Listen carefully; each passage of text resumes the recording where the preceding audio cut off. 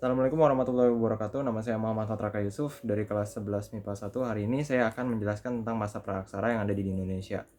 Yaitu yang pertama, pengertiannya, praaksara berasal dari gabungan kata yaitu pra dan aksara. Pra yang artinya sebelum dan aksara yang berarti tulisan. Jadi masa praaksara adalah masa sebelum manusia mengenal bentuk tulisan. Dalam buku modul sejarah dalam terbitan Kemendikbud dijelaskan masa praaksara itu disebut juga masa Nirleka. Nir yang artinya tidak ada dan Leka yang artinya tulisan, yaitu masa tidak ada tulisan. Masa praaksara disebut juga dengan masa prasejarah, yaitu suatu masa di mana manusia belum mengenal tulisan. Kehidupan manusia pada masa praaksara dapat diketahui dari peninggalan-peninggalan yang ditinggalkan oleh manusia yang hidup pada waktu itu. Peninggalan tersebut dapat berupa artefak dan fosil.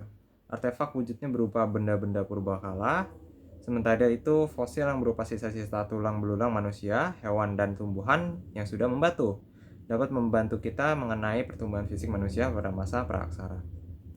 Lalu selanjutnya ada pembagian masa praaksara berdasarkan geologinya.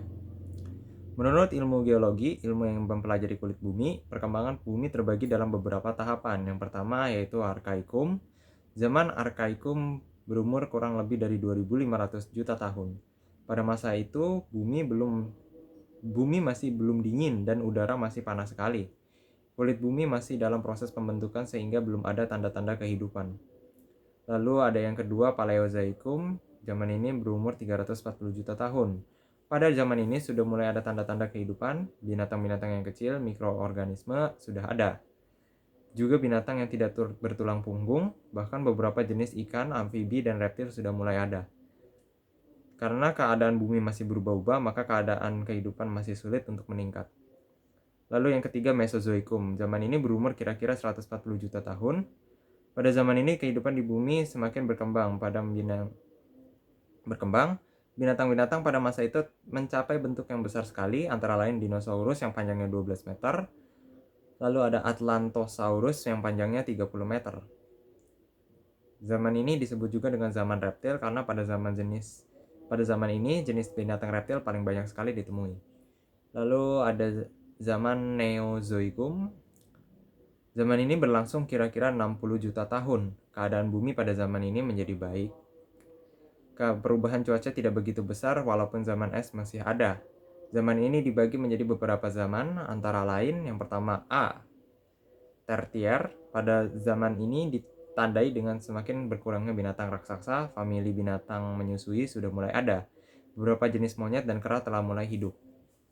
Lalu yang B adalah zaman kuarter. Zaman kuarter berlangsung sekarang lebih 600.000 tahun yang lalu.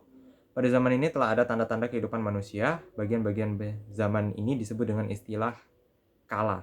Zaman ini dibagi dalam dua bagian, yaitu kala Pleistosin dan kala Holosin. Lalu selanjutnya ada peninggalan-peninggalan dari masa praaksara. Zaman praaksara tidak meninggalkan bukti-bukti berupa tulisan. Temuan berbagai benda pada zaman praaksara dinamakan artefak. Artefak adalah benda-benda atau alat-alat hasil kebudayaan manusia. Artefak dari zaman praaksara terbuat dari batu, tanah liat, dan perunggu. Beberapa peninggalan zaman praaksara di Indonesia antara lain: yang pertama kapak genggam, kedua alat serpi, ketiga sumatralit, yang keempat beliung persegi, kelima kapak lonjong, keenam mata panah, ketujuh ada alat dari tanah liat, yang kedelapan ada bangunan megalitik, dan yang terakhir ada alat perunggu. Ya, berikut saya akan jelaskan benda-benda tersebut. Yang pertama kapak genggam. Kapak genggam disebut juga kapak perimbas, yaitu berupa batu yang dibentuk menjadi semacam kapak. Teknik pembuatan kapak genggam masih kasar, bagian tajam hanya pada satu sisi dan belum bertangkai.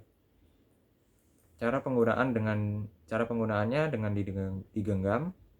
Lalu kapak genggam ditemukan di Lahat Sumatera Selatan, Kalianda Lampung, Awang Bangkal Kalimantan Selatan, Cabenge Sulawesi Selatan, dan Trunyan Bali. Lalu ada alat serpi. Alat serpi adalah batu pecahan sisa pembuatan kapak genggam yang dibentuk menjadi tajam. Alat ini berfungsi sebagai serut, gurdi, penusuk, dan pisau. Alat serpi ditemukan di Punung, Sangiran, Ngandong di Lembah Sungai, Bengawan Solo, Gombong di Jawa Tengah, Lahat, Cabenge, dan Mengeruda di Flores, Nusa Tenggara Timur. Sumatralit. Sumatralit disebut juga kapak genggam Sumatera. Teknik pembuatan lebih halus daripada kapak perimbas. Bagian tajam sudah di kedua sisi, cara penggunaan masih digenggam. Lalu Sumatralit ditemukan di Lok Sumawe Aceh dan Binjai Sumatera Utara. Lalu ada beliung persegi. Beliung persegi adalah alat dengan permukaan memanjang dan bentuk persegi 4. Seluruh permukaan alat telah digosok halus, sisi pangkal diikat dan pada tangkai, dan sisi depan diasah sampai tajam.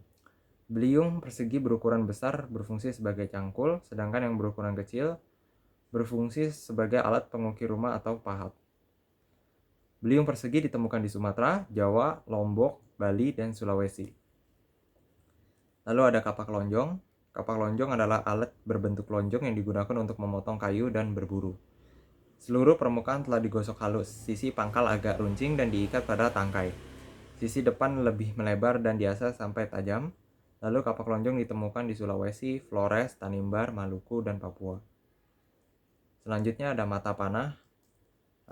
Alat berburu yang sangat penting, mata panah dibuat bergerigi dan digunakan untuk berburu menangkap ikan. Tempat penemuan mata panah di Gua Lawa, Gua Gede, Gua Petpuruh di Jawa Timur, dan Gua Cakondo. Lalu ada juga di Gua Tomatoa Kacicang dan Gua Saripa di Sulawesi Selatan. Alat dari tanah liat ini di antara lain yaitu adalah gerabah. Lalu alat ini dibuat secara sederhana, tapi pada masa perundagian alat ini dibuat dengan teknik yang lebih maju. Lalu yang terakhir ada bangunan megalitik. Bangunan megalitik adalah bangunan yang terbuat dari batu besar, lalu didirikan untuk keperluan kepercayaan pada zaman praaksara. Sekian dari saya. Wassalamualaikum warahmatullahi wabarakatuh.